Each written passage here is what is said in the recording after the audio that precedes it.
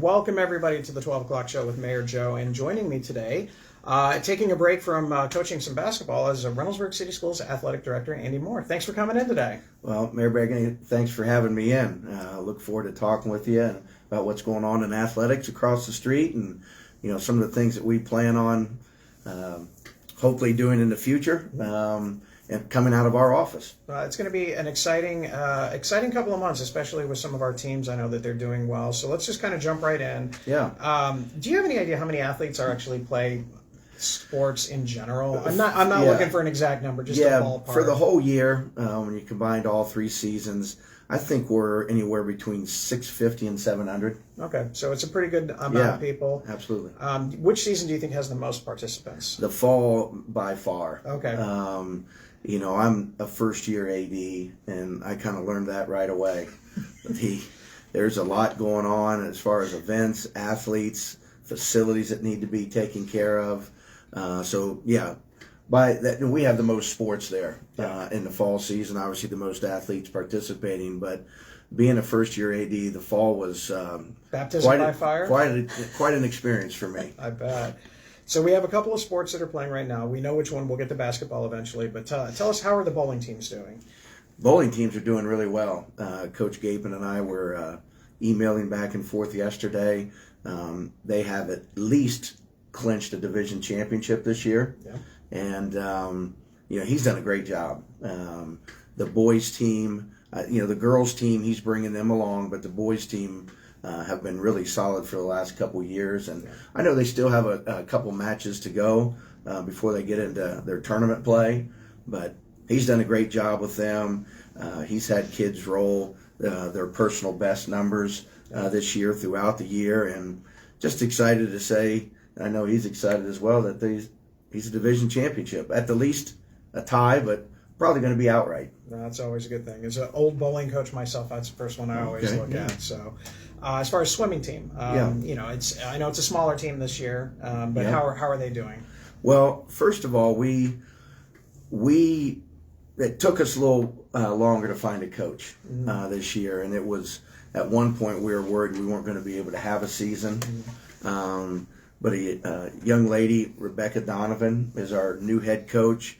She actually started 2 weeks after you could have started practice. Okay. So when you talk about initiation under fire, but she's done a great job. We have one of our male swimmers that has qualified for different events outside of team events. And she's really gained relationships, I think, with the athletes, with the families. Her family actually started the swim program at Reynoldsburg years ago. Her mom was the athletic secretary at one point. So it was nice to have somebody that knew Reynoldsburg, knew the community, knew kind of how the high school worked and the ins and outs. So she's been a godsend for us. She's taken over at a late time and having another job. She has a family, but for her to do that, I'm hoping she hasn't been too overwhelmed that she won't come back next year. I'm hoping she'll still be a part of the athletic department. It's interesting you say that, because I think that everybody sees what their kids participate in and how they do, but not everybody sees how much work the coaching staffs on the outside do. Because there's a lot of stuff that goes on that is not, you're not talking about stuff that's just at the event. You're not talking just about practice. There's a whole other world of things. So that's a lot of stuff to get caught up on for a short period of time. And with swimming too, I don't know, a lot of people know their practice time is at 5:15 in the morning. Bright and early. So they're up, and they're, I guess they feel like that's the best time to train for them. So there's a lot in coaching. I think there's a lot of things behind the scenes that people don't see, whatever it might be. And she has stepped right in there. Rebecca's stepped right in there and done a great job for us. Another sport that we've been watching the last couple of years, especially with some success, the boys and girls wrestling team. So those are obviously, especially the last couple of years, you've had people go to states and districts and all of that. Yeah. How are they doing so far this year? Yeah, they're doing really well again this year, boys and girls. Coach Batts, this is his second year as the head coach. He was an assistant before, and he does a great job, first of all, as promoting his program. Yes, he does. Does a very good job, gets kids interested to at least come out and see what they think. And they've been able to retain a lot of those kids that maybe didn't even think about wrestling. And they they're doing it now. They love it. His participation rate is probably as high as it's been since my 5 years here. Mm-hmm. And again, they've had outstanding performances as individuals and as teams. And so it's been, we're again fortunate that he decided to stay around as the head coach, because his daughter Summer is at Lockhaven now wrestling, and we kind of thought, well, he's probably going to want to be available to go see her a little bit more. But that's, and I know he sees her a lot, but we're really glad he's here. Because just what every college student wants is their dad always around. Yeah, exactly right. But he brings a lot of enthusiasm to the program, and he really, and not that the other coaches don't, he cares about their kids. He cares about them, having the things that they need to be successful. And he does a great job, too, with monitoring their academics. He's on top of that. Which is a good thing. Yeah. Right? Last but not least, apparently Reynoldsburg has a pretty decent basketball team. So tell us a little bit about how that's going. Well, last night was our first loss. Mm-hmm. So we didn't play very well. Mm-hmm. But we tried to talk to the guys afterwards. Again, it's only one loss. Yep. We were the last unbeaten team in the state, and we didn't perform very well, but I give all that credit to DeSales. Their coaching staff did a great job getting them prepared, and they played well. But I'm hoping that, again, we can move past this learning lesson. Yeah. We get back to practice and film work again today, and hopefully we can watch the film and grow from it, learn from it, and move on. We've got 2 games this weekend, Friday and Saturday, and then the regular season's coming to a close.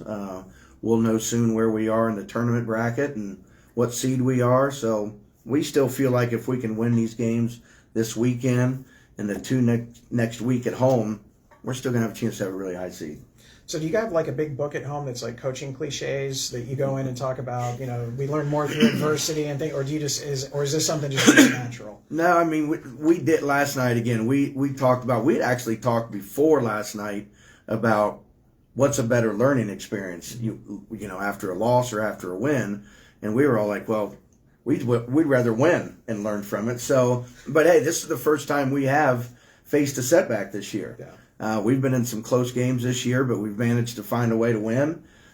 We didn't do that last night, so we're going to kind of find out what we're all about right now. And again, not pointing fingers. It was you, and just hopefully this will bring us back closer to a team, because I think we have really good chemistry on our team, and we'll be able to move forward from this. Well, I'm looking forward to seeing how that goes. How's the girls' team doing? They've been up and down a little bit. All the last 3 games that I saw them, they played the number 1 team in the state, Upper Arlington, and they were down by 1 in the fourth quarter. I thought they played really well.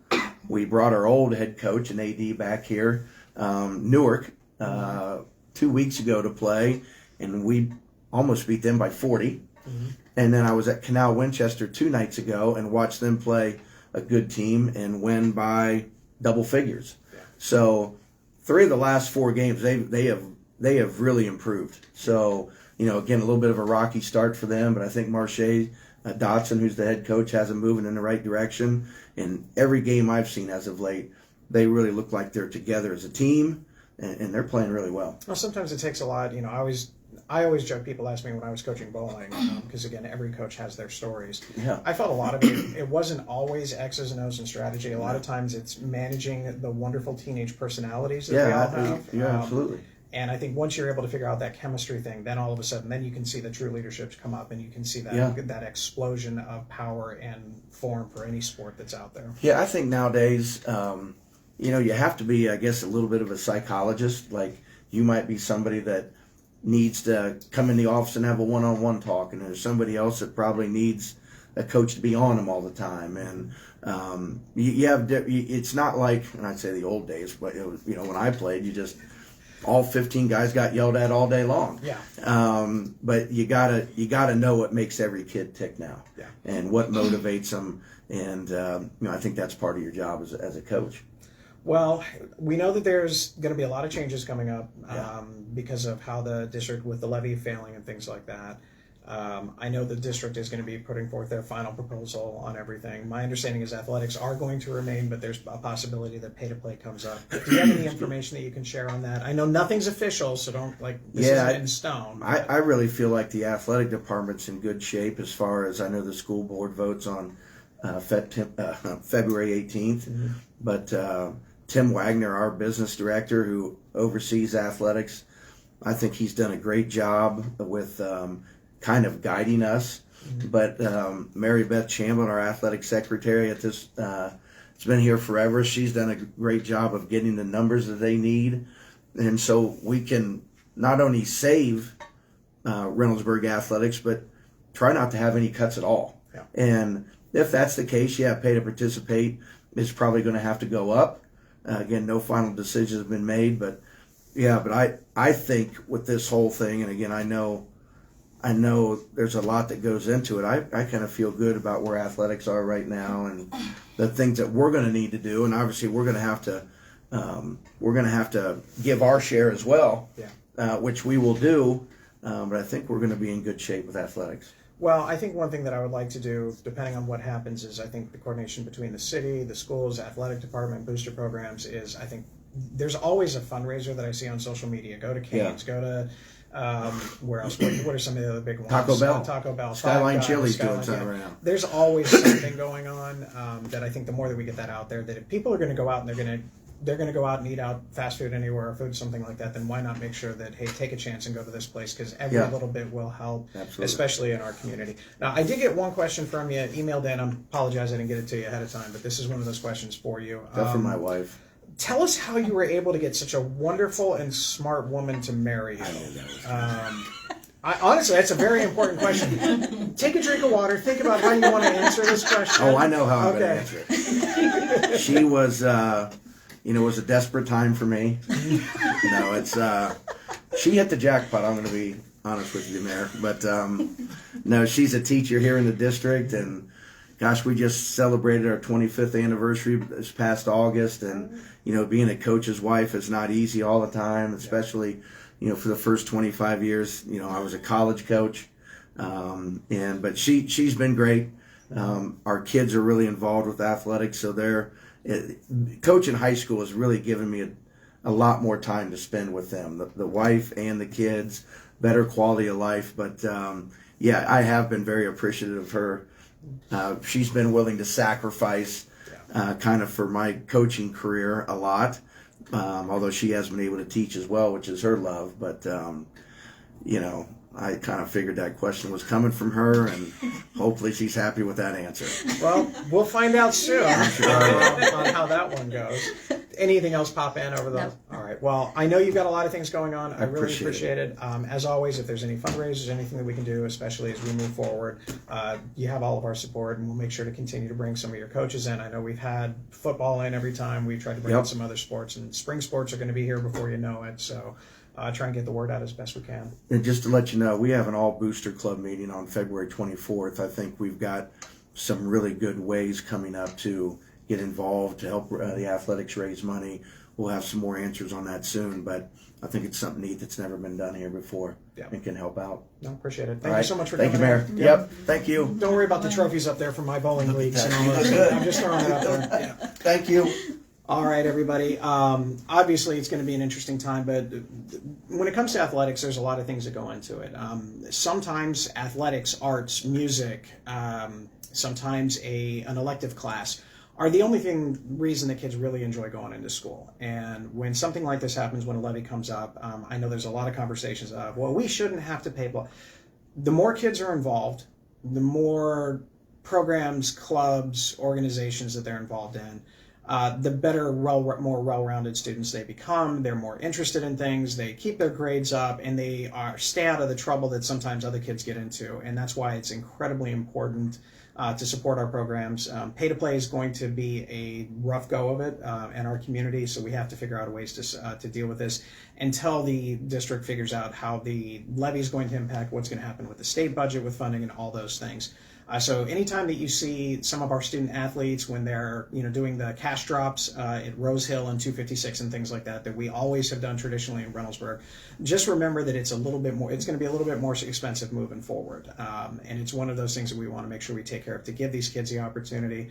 I didn't ask him because I know he's got a lot of meetings to go to. I think there's a number of the basketball players that are moving on and playing college after high school. I know that my kid was able to participate in athletics, and now he's playing college level ball and volleyball.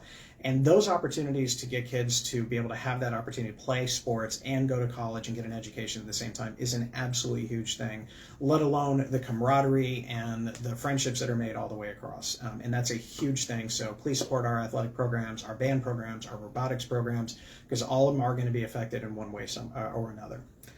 To find out about that again, Coach Moore told us that February 18th is going to be the next Reynoldsburg City School Board meeting, so go ahead and make sure you're at that one.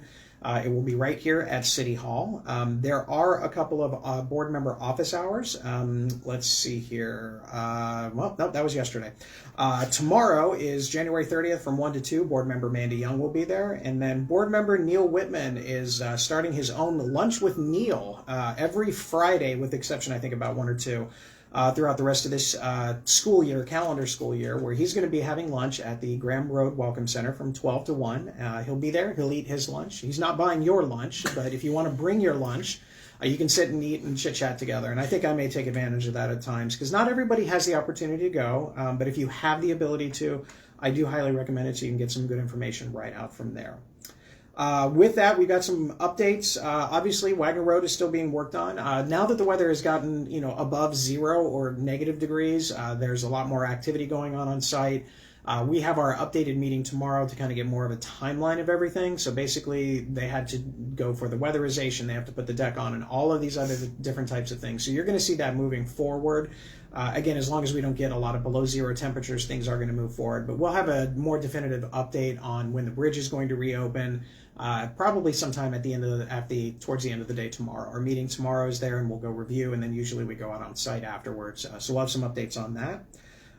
We also are going to be one thing that I kind of thought was interesting. So we're doing a sewer extension out on Taylor Road. It's going to start in probably about 3 or 4 weeks or so. And when we were talking to the contractors last week, getting all things together, it was really cool to see just how darn smart they are. And it's usually when you hear about this, these are the people that work in those trades groups. That's not what people are thinking of. But the guys that were in there were talking about how to do all of these different things about how to trench, how to dig, how to do this, and make sure that they don't hit just all of this stuff in there, including the technical knowledge in there that they have learned, and it's fascinating. So for those kids that don't want to go to college, I'm telling you, the trades are a great thing. They do pay more, and you don't have student debt. So it was just really cool to see everybody kind of coming together on that particular thing. The flooding town hall, flood grant town hall is going to be February 18th, same night as the school board meeting. So I will not be at the school board meeting, unfortunately. I'll be at the town hall. It's going to start at 6:30 at the Reynoldsburg Library. It's probably not going to be broadcast because of the fact that we just won't have the capability there to do that. But we will have any handouts, any PowerPoint slide decks, all of that stuff are going to be out on there. So that's going to be one of those things that we're going to go ahead and take care of. Other things that are going on, the other question on that one, has the city considered partnering with Caribou Coffee regarding installing electric car charging stations at their location? We've talked about it, and I was going to talk about it a little bit later, but a lot of the grants that were from the federal government for EV charging are kind of up in the air now. Change in administration and different priorities are there, so there may not be as much ability to use grant funding to put those things in. That doesn't mean we're not going to continue to try, but a lot of that is something that is organized and determined at the federal government level as that money kind of trickles down to the states. But if you've been paying attention to the news the last 24 hours, a lot of those funding streams for a lot of different things have been eliminated, or at least put on pause for right now, so we'll see what happens with that. As far as the rest of it is, some people are exceptionally happy the way things are going right now, other people are not. The reality is any decision that the federal, the state, or the local government makes at any point in time can have either a positive or negative impact on individuals in our country. What I didn't like seeing over the last couple of days is a lot of the lack of empathy for some of the decisions that were made because maybe you don't personally have the impact of some of the programs that are being frozen or some of the directions that are going. And I understand that. Not everybody does. Typically, you don't think about other things that other people are benefiting from because it doesn't impact you. But in this case, the gloating was kind of a little bit rough. Not really on social media, but just in a national narrative. Keep in mind, we are all Americans. We're not going to see eye to eye on every single thing, but at the same time, it's kind of like the sporting aspect of it. It's the gloating afterwards. It was just a little bit too much because people's lives are going to be impacted with this, whether it's with regard to Medicaid in Ohio, immigration, school lunches, Head Start programs. All of these things are going to come out of concern. Issues when it comes to healthcare with the elderly and things of that nature. So it's going to be an interesting time, and we'll hopefully come together and become a little bit stronger out of this, but it certainly is not going to be easy. Beyond that, I'm going to really change directions and talk about a princess party for our Parks and Recs thing. Yeah, I have no idea how to transition that. Princess party, Saturday, March 15th from 9:30 to 11:30. It's going to be at the Reynoldsburg Police Department. There's going to be crafts, and of course, there's going to be songs. So if you want to be part of the princess party, go ahead and check out our Parks and Rec page and go ahead and register for that. If that's not your thing, our stained glass classes are going to start January 30th through March 20th. It's 6 o'clock to 8:30 at the Reynoldsburg Senior Center. And we also have Family Fun Night with the Realm of Reptiles on February 5th from 5:30 to 7 at the Senior Center. So there's a lot of those things going on out there as well. The office might look brighter to you today. I mean, granted, it's a little bit of a sun thing in there, but the LED lighting exchange that we've had at City Hall is in effect. All of the second floor is done. Most of the first floor is done at this point as well. They're just going back and doing some of the, I guess you'd say, the automated light system. So when you come in and the lights are on and nobody's in there for a while, the lights will turn off, or you have to do the little wavy arm thing to turn the lights back on, that type of stuff. So that's going to be in there. It will definitely help improve some of our energy cost. And the best part about this is we were able to work with NOPEC, which is our energy aggregate company, for a grant program. So it actually costs the city $0 to make all of these improvements. And we're hoping to continue on with some other additional grant programs as well.